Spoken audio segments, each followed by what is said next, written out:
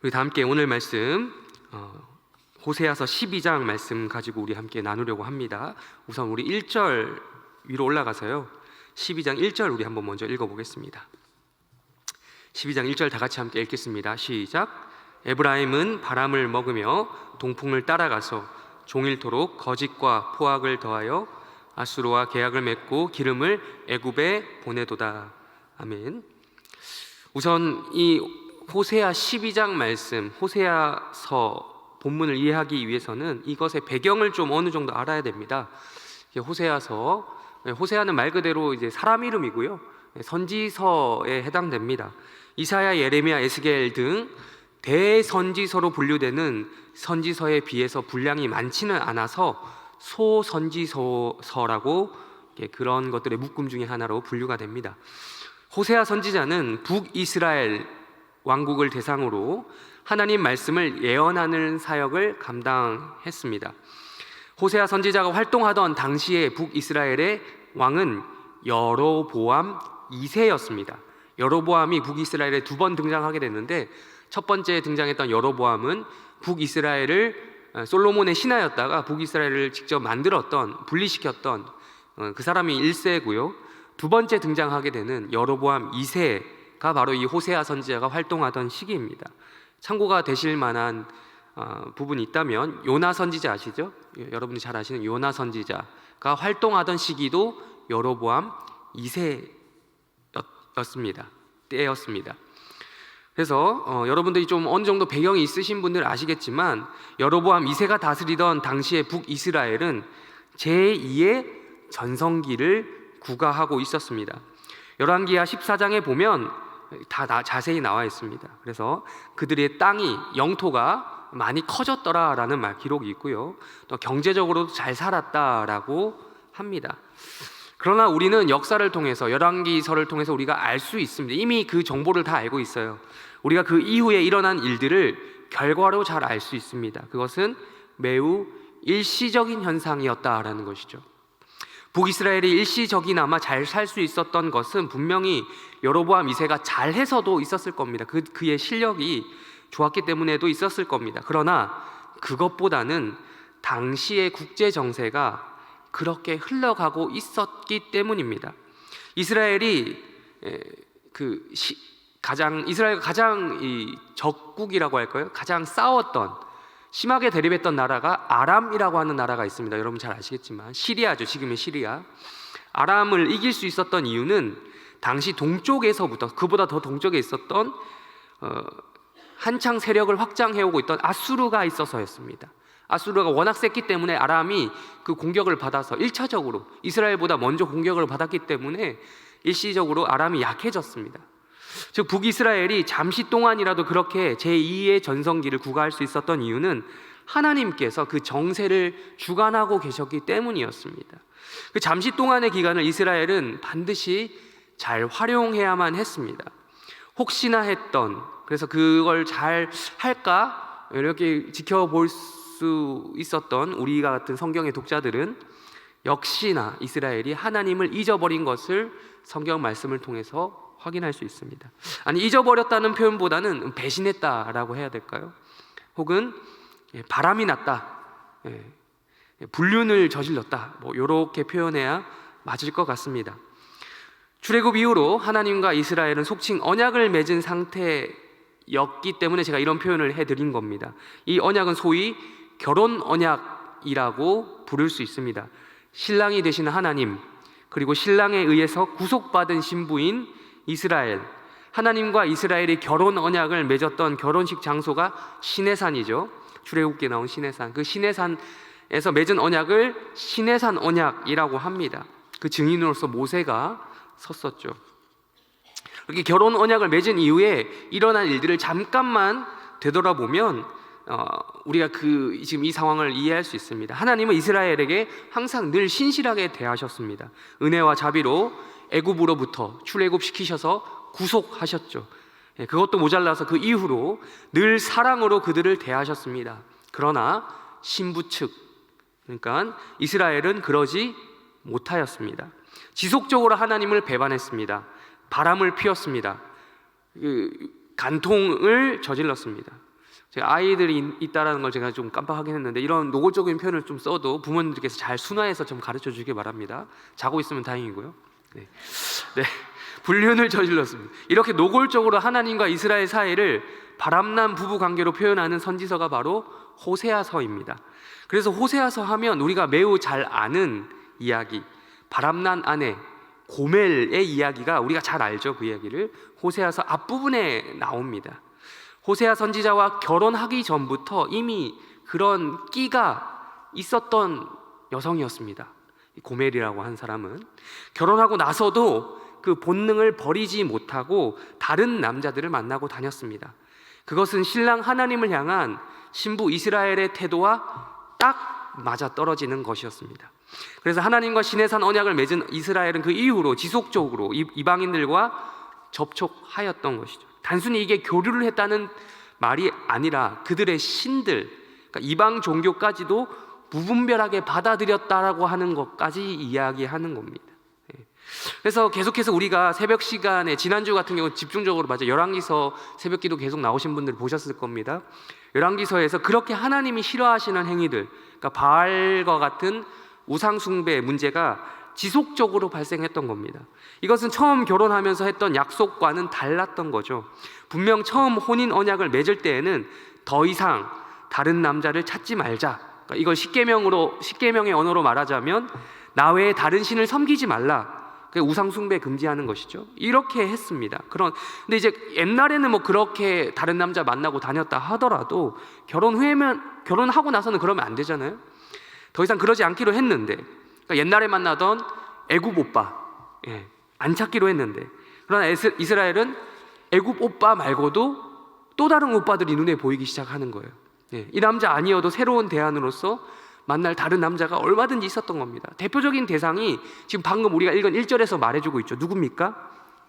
아수르입니다. 아수르. 잘생긴 오빠예요. 나 맨날 괴롭히던 아람, 시리아를 혼내준 그 오빠예요. 그게 아수르 오빠예요. 힘있고 돈도 많아요. 돈 많은 그 오빠가 또 눈에 들어온 겁니다. 그러다 보니까 또 옛날에 만났던 비슷한 이미지의 그 오빠도 생각이 난 겁니다. 1절에 아수르 다음에 나와 있는 그 나라 또 나오죠? 어딥니까? 나한테 잘해줬던 그 오빠, 애굽 오빠도 생각이 난 겁니다. 우리 1절 다시 한번 읽어보겠습니다. 시작. 에브라임은 동풍을 따라가서 거짓과 포악을 더하여 아수르와 계약을 맺고 기름을 보냈다. 아멘. 여기서 등장하는 에브라임은 이스라엘 12지파 중에 한 지파로서 북이스라엘을 대표한다라고 보시면 되겠습니다. 에브라임 여러분 좀 창세기 읽어보신 분들 아시겠지만 요셉의 장남도 아니고 차남이죠. 차남. 근데 창세기에서 할아버지 야곱에게 자기 형 므낫세보다 우선적으로 축복을 받습니다. 요셉이 그거 아닙니다 아버님, 야곱 할아버지죠. 아닙니다 아버지, 바뀌었습니다 했는데도 야곱이 아니다 내가 맞다라고 하면서 이제 에브라임을, 동생인데도 에브라임을 장자로 인정을 합니다. 그래서 그 이후로 모세의 후계자가 누굽니까? 모세의 후계자? 여호수아죠. 여호수아가 어디 출신이냐면 바로 이 에브라임 지파 출신입니다. 그리고 이스라엘이 남유다와 북이스라엘로 갈라진 이후에는 더더욱 에브라임 지파를 10개의 지파의 대표로 말하는 경우가 많이 나옵니다. 성경에 보면. 그래서 북이스라엘의 초대 왕이었던 아까 말씀드린 여로보암 1세 같은 경우도 에브라임 지파 출신이었기 때문에 더더욱 이 북이스라엘 대명사격으로 에브라임이라고 부릅니다. 다음 이 1절에서 우리가 읽었던 이 1절에서 에브라임의 상태가, 즉 북이스라엘의 상태가 어떻다라고 비유하고 있는지 보시겠습니다. 첫 번째 1번 바람을 먹는다라고 합니다. 바람을 먹는다. 그러니까 이 먹는다라는 말이 그냥 먹는다라는 표현보다 좀 더 적극적으로 표현하자면 먹이를 쫓듯이 쫓아다닌다라고 이야기하고 있습니다. 즉 바람을 쫓아다닌다라는 것이죠. 두 번째, 동풍을 따라간다라고 되죠. 동풍. 이 동풍은 동쪽에서 부는 그러니까 이스라엘 지금 팔레스타인 기준으로 동쪽에 가면 뭐가 있습니까? 사막이 있죠. 그러니까 동쪽에서 부는 건조하고 뜨거운 바람입니다. 그걸 동풍을 따라간다라는 거예요. 그러니까 지금 1번과 2번 바람, 동풍 다 바람의 개념인데 속칭 바람이 든 겁니다.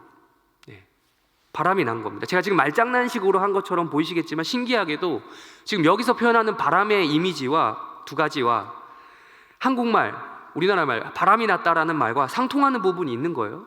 예. 사실 1절에서 말하는 바람은 하나도 매력적이지 않은 바람입니다. 동쪽에서 부는 바람, 제가 아까 방금 말씀드렸지만 우리가 생각하는 그런 시원하고 좋은 바람이 아닙니다. 사막 지역에서부터 오는 아주 건조하고 뜨겁고 그런 열풍이에요. 열풍. 심할 때는 모래도 섞여서 옵니다. 얼마나 이 거부감이 듭니까? 그런데 그것도 바람이랍시고 좋다고 지금 이스라엘 이 에브라임이 쐬고 있겠다라는 겁니다. 그 바람이 좋다고. 에브라임은 이런 바람도 바람이랍시고 좋아했습니다. 진짜 바람이 제대로 난 거예요. 제대로 바람이 든 거예요. 그렇다면 그 바람난 대상이 누구인가? 제가 아까 방금 말씀드렸던 두 대상이 있죠.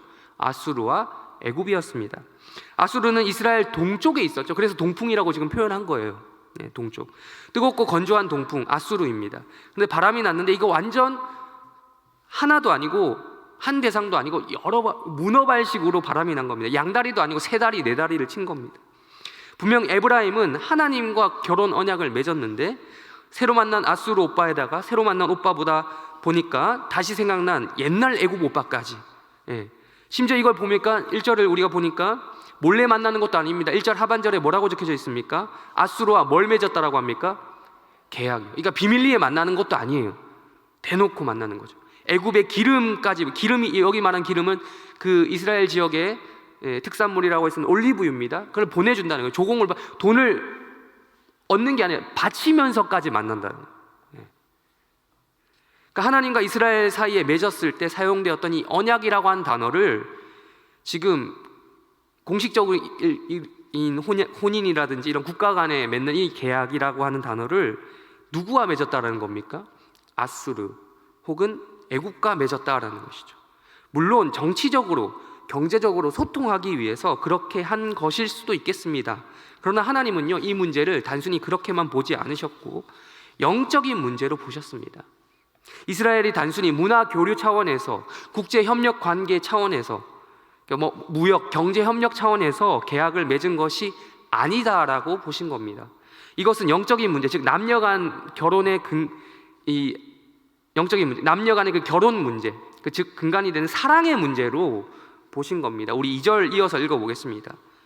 시작. 여호와께서 유다와 논쟁하시고 야곱을 그 행실대로 벌하시며 그에게 보응하시리라. 아멘. 하나님은 단순히 에브라임, 즉 북이스라엘만을 대상으로 말씀하시지 않았습니다. 여기 보면 유다도 포함합니다. 물론 정치적인 그것에 의해서 지금 자기들끼리 남과 북으로 나눠졌잖아요. 그랬을지 몰라도 하나님은 이스라엘을 한 덩어리로 보신 겁니다. 마치 우리가 지금 북한을 놓고 그것이 우리나라가 아니다라고 하지 않고 우리가 그것을 한 덩어리로 보고 있는 것처럼 하나님께서는 분열에도 불구하고 그들을 하나로 보신 것이죠. 앞부분에 나온 지금 유다와 논쟁이라고 할 때 논쟁을 그냥 말다툼 정도로 보면 안 됩니다. 이거는 법적인 용어예요. 법적인 분쟁 혹은 소송이라고 볼 수 있습니다. 즉 하나님이 지금 유다를 대상으로 소송을 걸겠다라는 거예요. 물론 하나님이 어떤 분인지 우리는 매우 잘 알기 때문에 이혼을 위한 소송은 아니겠지만 어쨌든 심경만큼은 이혼하고 싶을 정도로 화가 나 있다라고 이해를 해야 됩니다. 이혼 소송에 가깝다라고 해야 옳을 겁니다. 또한 야곱을 행실대로 벌하신다, 그 행위대로 보응한다라는 표현이 뒤에 나오죠. 이러한 표현 또한 이스라엘이 아수르와 애굽과 저지른 이 간통의 사법적인 체벌을 말하고 있다라고 봐야 하는 것이죠. 여기서 질문이 생길 수 있습니다. 하나님 좀 많이 예민하신 거 아닐까요? 이거는 뭐 거의 그러지도 않았는데 그런 것을 의심하는 의처증에 가까운 과민 반응 아니십니까? 아니라는 거예요.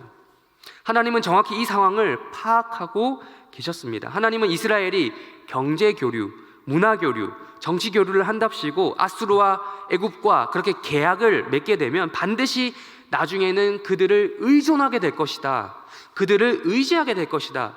단순히 경제적인 이런 수준이 아니라 그 마음을 그들에게 줄 것이다. 영적으로 그들을 의뢰하게 될 것이다 라는 것을 알고 계셨어요. 그렇게 되다 보면 당연히 하나님과의 계약에 문제가 생기게 되겠죠. 그걸 알고 계셨던 거예요. 하나님보다 아수르를 더 의지하게 될 것을, 애굽을 더 의지하게 될 것을 하나님은 정확하게 파악하고 계셨던 겁니다. 이 문제는 영적인 문제라는 것이에요. 물리적인 상황, 표면적인 상황, 거기서 끝나지 않을 거라는 거예요. 그들의 영적인 상황을 아주 엉망으로 만들어 그들의 신을 나중에 섬기게 될 것이고, 그들에게 참 사랑을 전해줄 남편이신 하나님을 떠나서 그곳에서 가짜 헛된 사랑을 구하게 될 것이다, 갈구하게 될 것이다 라는 것. 이런 표현을 할 수 있습니다. 에이, 그래도 너무 하신다 하나님. 잠깐 우리 아수르 오빠하고 비즈니스로 밥만 먹고 올게요. 잠깐 우리 애굽 오빠하고 옛날에 그 정산일 못했던 게 있어가지고 카페에서 커피 한잔 하고 오겠습니다. 뭐 이런 말 할 수도 있겠지만, 하나님이 어디 한두 번 속으셨겠습니까? 무엇보다 하나님은 이스라엘을 태생부터 알고 계신 분이에요. 근본부터 알고 계셔요. 우리 3절과 4절을 한번 읽어보겠습니다. 이어서 3절과 4절 읽어보겠습니다. 시작. 야곱은 모태에서 잡았고 또 힘으로는 하나님과 겨루되 천사와 겨루어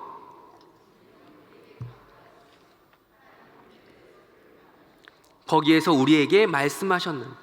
3절을 간단하게, 3절로 보시면 3절을 간단하게 줄이자면 야곱이 야곱했습니다 라는 말이에요. 이게 좀 무슨 말일까요? 야곱의 이름 뜻이 무엇인지 알면 쉽습니다. 야곱의 이름 뜻이 뭡니까? 발꿈치 잡는 놈이라는 뜻이에요. 속칭 뒤통수 치는 놈이라는 거죠. 즉 야곱은 태어날 때부터 그 근본부터 뒤통수 치는 놈으로 태어났다라는 거예요. 그 근본부터가 이 약속 어기는 걸, 혼인 언약 파기하는데, 아주 약속 어기는 언약을 파기하는데 익숙하는 존재라는 거예요. 자기의 이득에 따라서 약속을 맺고 어기는 걸 아무렇지도 않게 생각하는 자. 그러니 지금 하나님과 이 혼인 언약, 신해선 언약을 무시하고 이렇게 아수르 오빠 만나러 다니고 애굽 오빠 만나러 다니는 거는 뭐 생각해보면 이상할 게 아니라는 거예요. 심지어 하반절에 보시면 하나님과 겨루었대요. 하나님과. 창세기 기록된 야곱이 야복강에서 천사와 씨름했던 그 장면 이야기하고 있는 겁니다. 야곱은 하나님도 이겨먹은 놈입니다. 그래서 이스라엘이라고 하는 그 이름 있잖아요. 그 호칭을 하사받았습니다. 이스라엘이라고 하는 이름 뜻 자체가 뭡니까? 하나님과 겨루어, 하나님과 더불어 겨루어 이겼다, 하나님과 싸워서 이겼다라는 거예요. 이게 칭찬하는 말인지 아니면 비꼬는 말인지 잘 모르겠어요. 근데 상황에 따라 다른 것 같아요. 상황에 따라서 이스라엘 하면 칭찬이 되기도 하고, 어떤 상황에 따라는 비꼬는 말이 될 수도 있습니다. 근데 적어도 지금 본문에서는 비꼬는 말처럼 보입니다. 하나님을 이겨먹은 놈이라는 거죠. 저놈은 힘으로 하나님을 이겨먹으려고 한 놈이다라는 거예요. 물론 하나님이 진짜 힘이 없어서 지금 지셨나요? 그 창세기에서? 그건 아니죠. 하나님이 져준 겁니다. 마치 그 연인 사이에서, 사랑하는 연인 사이에서 마주보다 갑자기 우리 팔씨름 한판 할까 막 이렇게 하잖아요. 해보신 분들 이 중에 계실 거예요. 근데 이제 남자가 그것에 힘으로 넘기면 되겠습니까? 그 넘기는 순간 사이가 깨지게 가는 확률이 높은 거예요. 그리고 아들과 아빠도 팔씨름 할 때, 물론 장성한 아들과는 뭐 진지하게 하겠지만, 우리 어린 아들과 팔씨름하는 아빠가 진짜 이렇게 막 세게 넘기는 경우가 있긴 하겠지만 그렇게 많지는 않죠. 일부러 져주는 겁니다. 상대를 고려해서 사랑하기 때문에 져주는 거예요. 그리고 이 호칭을 붙여주는 겁니다. 아, 너가 이겼다. 그 이스라엘의 정체성이거든요. 여기서 이스라엘이 착각하면 안 되는 게 있어요. 내가 잘해서 이겼다, 자기 실력으로 이겼다, 그러면 진짜 안 되는 거예요. 그렇게 진짜 생각한다면 안 되는 겁니다. 하나님이 져준 건데, 남편이 사랑해서, 아빠가 사랑해서 져준 건데, 봐준 건데. 그러니까 진짜 이겼으면 4절에 우리가 읽은 바대로 4절에 적혀 있죠. 울고 불면서 간구했다라고 하잖아요. 진짜 자기 실력으로 이겼으면, 야곱이 진짜 자기 실력으로 이겼으면 이런 과정이 없었겠죠. 뽐냈다 이런 게 있어야 되죠. 그런 바보가 어디 있습니까? 자기보다 강한 상대라고 하는 것을 인정하니까, 분명 나보다 센데 져주니까 이상해서, 그 이유가 궁금하기 때문에 울고 불면서까지 달라붙어서 간구했다라는 말이에요. 근데 야곱은 안 그랬는데, 야곱은 하나님을 이겨먹고도 울고 불면서 간구했는데, 야곱의 후손들인 이스라엘은 지금 착각을 했어요. 단단히 착각을 하고 있습니다. 지금의 이스라엘이, 지금 여로보암 2세가 다스리고 있는 지금 이 상황이 자기가 잘나서, 자기가 이뻐서, 자기 실력인 줄 알고 다른 오빠들한테 가서 어떻게 지금 해보려고 하는 거예요. 이러한 정황 가운데 하나님께서는 호세아 선지자를 북이스라엘 가운데 백성들한테 보내셔서 구구절절 자신의 마음을 표현하고 계신 것입니다. 우리 5절과 6절 마지막으로 읽고 말씀을 정리하도록 하겠습니다. 우리 5절과 6절 읽겠습니다. 다시 한번 읽겠습니다. 시작. 그러므로 만군의 하나님이시라. 여호와는 그를 기억하게 하는 이름이니라. 그런즉 너희 하나님께로 돌아와서 인애와 정의를 지키며 항상 너희 하나님을 바랄지어다. 아멘. 아수르 오빠, 애국 오빠 기억날 수 있습니다. 생각날 수 있어요. 그거 자체가 이상한 건 아니에요. 기억력이 있으니까 우리에게 과거에 당장 나한테 필요한 거 해줄 수 있는 가까이 있는 아주 천사 같은 분들이죠. 오늘 제가 시간이 없어서 못 보지만 히브리서 1장에 보면, 그리고 히브리서 전체 주제하고도 연결되는데, 이 천사를 너무 천사, 그때 당시 유행하던, 유대인들 사이에서 유행하던 천사 숭배에 대해서 경고하고 있습니다. 천사 같은 오빠들인 거예요. 말 그대로 아수르 오빠, 애국 오빠, 나를 도와주는 그런 오빠들. 하나님보다 더 가까이 느껴지는 주변의 것들이 많이 있다라는 거죠.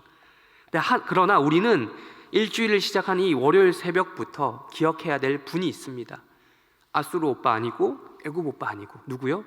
하나님입니다. 하나님과의 사랑을 기억해야 합니다. 하나님과의 의리를 기억해야 됩니다. 우리 부부 사이도 오래되면 의리로 산다 그러잖아요.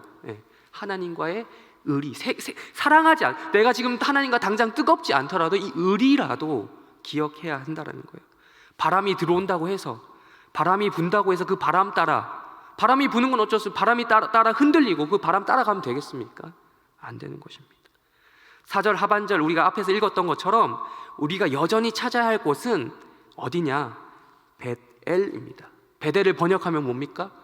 하나님의 집입니다. 성전입니다. 하나님의 집, 여기요, 성전. 성전에서부터 하나님께서 우리에게 무엇 하시기 때문에? 말씀하시기 때문이에요.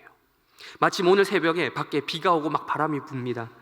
바람이 불고 비가 오는 것은 우리가 막을 수 있습니까? 없어요. 어쩔 수 없습니다. 그러나 바람이 분다고 해서 그 바람의 흐름대로 따라가면 되겠습니까? 안 됩니다. 우리에게는 야곱이 베델에 세운 돌기둥처럼 바람에도 끄덕없이 흔들리지 않게 할 하나님의 말씀이 있기 때문입니다. 그 말씀의 반석 위에 우리의 신앙을 굳건히 세우시기를 주님의 이름으로 축원합니다. 또한 남편 되시는 하나님을 기억하시며 그 남편을 또한 바라시며 일주일을 세워나가시는 성도들이 되시기를 주님의 이름으로 축원합니다. 우리 주기도문으로 기도하시고 각자 개인 기도 제목 가지고 기도하시다가 때가 되면 돌아가시길 바랍니다. 그리고 다시 한번 부탁드리지만 일주일 동안 계속해서 두만강 프로젝트 팀을 위해서 돌아오는 그날까지 기도해 주시기를 간곡히 부탁드립니다. 기도하시겠습니다. 하늘에 계신 우리 아버지여, 이름이 거룩히 여김을 받으시오며 나라의 마옵시며 뜻이 하늘에서 이루어진 것 같이 땅에서도 이루어지이다. 오늘날 우리에게 일용할 양식을 주옵시고 우리가 우리에게 죄 지은 자를 사하여 준 것 같이 우리 죄를 사하여 주옵시고 우리를 시험에 들게 하지 마옵시고 다만 악에서 구하옵소서. 대개 나라와 권세와 영광이 아버지께 영원히 있사옵나이다. 아멘.